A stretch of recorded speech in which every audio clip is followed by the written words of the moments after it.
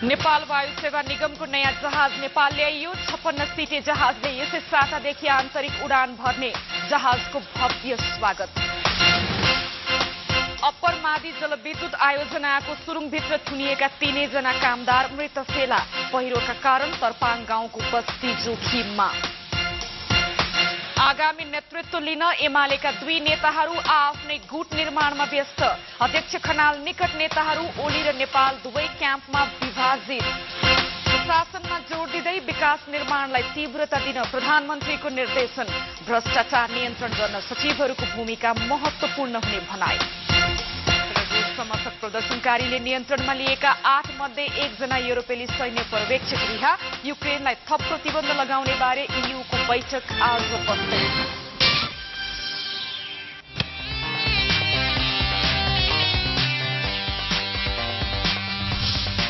Win with real fruit power.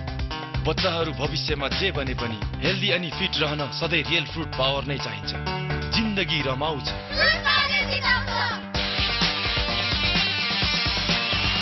The real goal विज्ञापनको चित्रमा भएका 11 वटा बलहरूमध्ये तपाईले रोजेको बल नम्बर रियलसँग 50। नेपाल वायु सेवा निगमको नयाँ जहाज हिजो नेपाल आइपुगेको छ। निगमले चीनबाट ल्याएको MS-60 जहाज हिजो मध्याह्न 1:35 त्रिभुवन अन्तर्राष्ट्रिय विमानस्थलमा अवतरण गरेको हो। नेपाल वायु सेवा निगमले 3 दशकपछि नयाँ जहाज भित्र्याएको छ। पर्यटन सचिव सुशील घिमिरे, नेपालका लागि चिनिया राजदूत ओ सेन्ताई लगायत निगमका उच्च अधिकारीले नयाँ जहाजको स्वागत गर्नुभयो। चीनको सियान एयरक्राफ्ट इन्डस्ट्रिज कर्पोरेसनले उत्पादन गरेको MS-60 मोडलको जहाज चीन सरकारले नेपाललाई उपहार स्वरूप दिएको हो।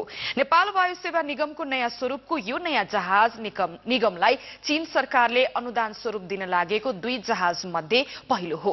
जहाज विराटनगर, नेपालगञ्ज, भद्रपुर लगायतका स्थानमा आन्तरिक उडानमा प्रयोग हुने निगमले जनाएको छ। चीनको कुनमिङबाट म्यानमार, बंगलादेश तथा भारतको आकाश मार्गबाट जहाजलाई ल्याइएको थियो। विमानमा अमेरिकी 2 पाइलट सहित चालक दलका 9 जना चीनिया टोली आएका थिए। नेपाल नागरिक उड्डयन प्राधिकरणले जहाज नेपाल ल्याउनका लागि शुक्रबार निगमलाई स्वीकृति दिएको थियो। चीनबाट निगमले थप 5 वटा जहाज ल्याउने सम्झौता भइसकेको छ।